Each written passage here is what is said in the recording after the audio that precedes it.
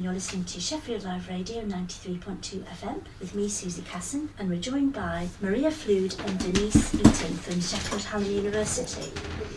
Welcome both. Hello.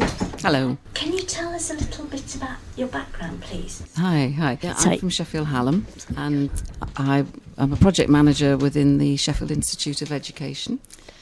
And I've been involved in this project from the very start, and very excited that working with people like Maria, who's from Sheffield Industrial Museums Trust, and we've got a lot of partnerships involved with this big project, which we'll tell you more about in a moment. Lovely. So Maria, can you tell us a bit about your background and how you got involved? Yeah, as Denise said, I'm from Sheffield Industrial Museums Trust. I work at Kelham Island Museum, and I'm a community participation officer. So that means I run the community engagement programme and volunteering programme down at Kelham Island Museum. We work a lot with Sheffield Hallam in lots of different ways, and Denise has asked us to be involved in this project specifically to advise around things like accessibility, and also because it involves an exhibition, the kind of physical elements of putting an exhibition together. Fantastic. So it's a collaboration between the university and the museum.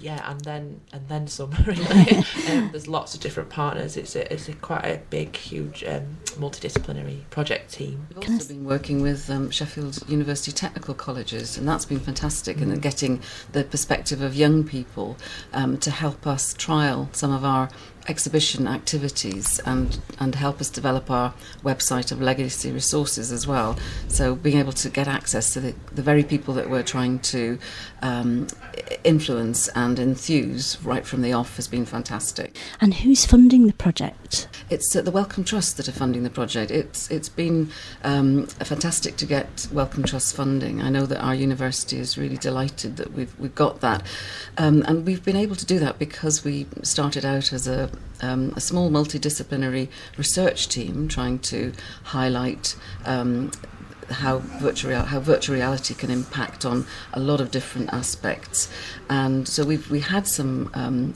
resources that we were all already using, and we had some research that we wanted to showcase to the community, and the Wellcome Trust have been very excited to help us do that. Fantastic, and it's great that this research is going on here in Sheffield. Yeah. Brilliant. So the exhibition is about prosthetics. Can you just describe basically what prosthetics are?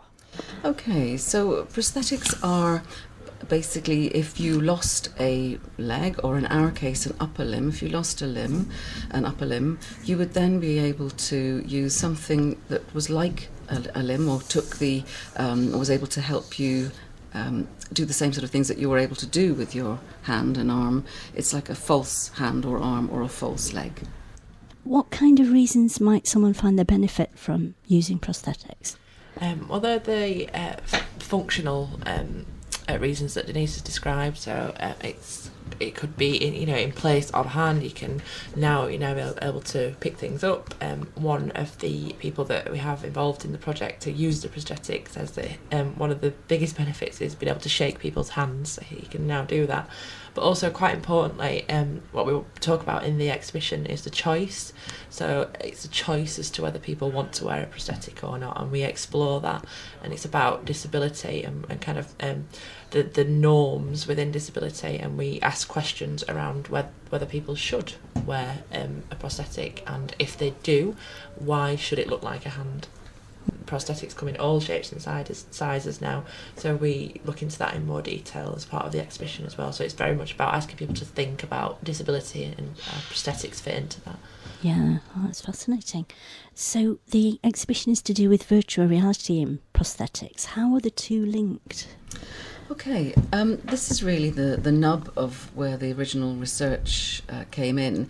I got involved in something that was called a sandpit event, where people from lots of different disciplines get together to think about ways in which they can use their skills and experience to come up with innovative new areas of research.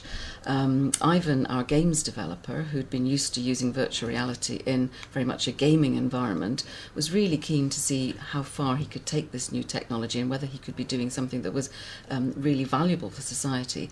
At that event, there was also a range of different people, a materials engineer, a psychologist, physiotherapist, and particularly those three people were very aware that people sometimes find it difficult to engage with these fantastic new prosthetics which you can control with brain power. So effectively, we've spoken about somebody else who's involved in our project, Kevin, who is a prosthetics user, and how he was so keen to be able to shake hands. He can make his current Bionic prosthetic tense his arm, his hand, so that he can actually shake hands with people, and that is fantastic. But not everybody is as able to do that. So if you go into the virtual world, you are more able to be able to visualize what it would be like to have an upper limb if you had lost it.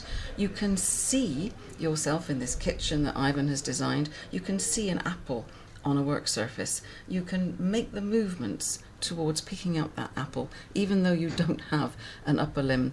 And that is how it is used. It's used for training. It's used to enable people to, well, enable professionals to see whether somebody would be able to use a prosthetic device to its fullest potential. And then once you've perhaps had that diagnosis and you are able to have that prosthetic prescribed for your use, it can help you gain even more functionality. So it really is an incredibly useful way of using what came about as a gaming entity, virtual reality. It's now being used for social benefit.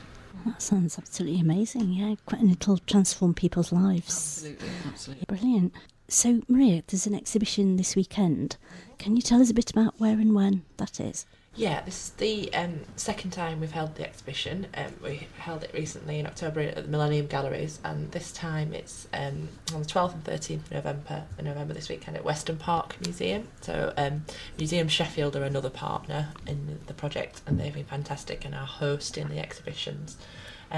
So it's open all day on both dates, the 12th and 13th of November. And in terms of who it's for, it really is for everybody. We've put a lot of work into making sure that the exhibition is as accessible as possible. That's been our role from Sheffield Industrial Museum's perspective, because we do a lot of work around access. So we have considered people with visual impairments. We've had a visually impaired person who helps us a lot at the museum kind of do a bit of a test run of the exhibition, and we use something called Pen Friends, so people can listen to the exhibition text panels if they can't read them. So that's one consideration. We've been very careful to make sure that there are spaces for wheelchairs, that we've considered people with dementia in terms of how they might interact with things, and people with a whole host of other access requirements. So we've made sure that they've been kind of at the forefront of our thinking when planning the exhibition, of how it will look and how people will move around it.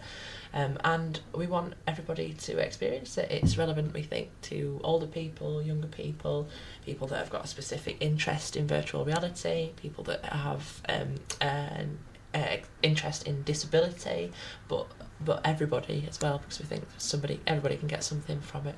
Fantastic. And is it suitable for children and families? Yes, Yep. There is an age limit on one of the virtual reality experiences. People over 7 can use the virtual reality experience, but there's so much for people, and what some of our feedback said, this is such a great exhibition for children whatever age. On the purposefully, the virtual reality experience is something that everybody can view, so even if you're under 7 you can still see it on the huge screen as part of the exhibition, and that's really kind of engaging for everybody. So. Yeah, fantastic. And is there a charge to attend the exhibition? It's free. Fantastic, even better.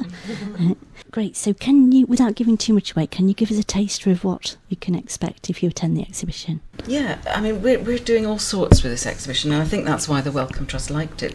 We're looking at the history of prosthetics, we're looking at the psychology behind whether you might choose to use or not use a prosthetic, and how you feel about that, and how you feel about limb loss, and we're looking at how the general public feel about limb loss, and we're looking at the technology, which we've talked about a little bit, and about physiology, how your body actually works, how your mind controls your body, and the ways that we're kind of bringing that to life with history. There's a timeline, and there are actual prosthetics that you can pick up.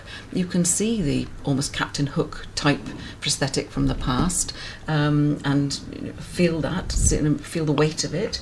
There are a lot of displays. We've linked to the painted fabrics resource, which is something that Sheffield should be very proud of. When men were returning from the First World War with missing arms and missing legs, Annie Casson was a wonderful philanthropist who created a project called Painted Fabrics, where men who were disabled could actually get involved in creating beautiful artefacts, but using often prosthetics to enable them to do that, to create these beautiful painted fabrics. We're looking at psychology. There is a film to watch. We've got 3 very different stories, including a Paralympic athlete who has a particular prosthetic and a woman who has a tattooed prosthetic. Technology we've talked about. There's 3 things to have a go at: the virtual reality itself, a leap motion technology, and an anatomy scanner. And then lots of practical activities exploring how our bodies work, looking at models, seeing what it's like to actually try to do things one-handed, design your own prosthetic, and actually build your own hand. Wow, sounds absolutely fantastic. So that's the Virtual Realities Prosthetics Body and Mind project and the exhibition. Can you just run through the details once more, please, Maria? Yes, so it's happening this week on the 12th and 13th of November at Weston Park Museum, open to everybody, and